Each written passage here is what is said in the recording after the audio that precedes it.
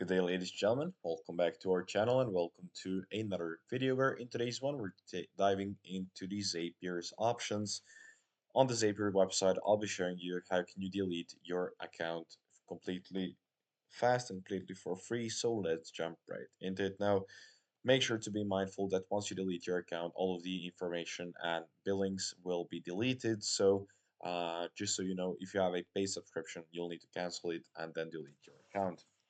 Now from the home page, navigate onto your profile picture in the top right corner and then click on settings. In this settings page on the left hand side, you will click on security and data, and right at the end there is a button to delete my account.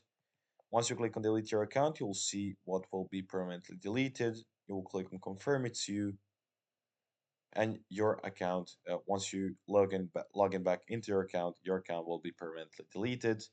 Essentially, that's the fastest way to delete your Zapier account. Thank you very much for watching this video. If you found it helpful, leave it a like, subscribe, and I'll see you guys in the next one. Goodbye.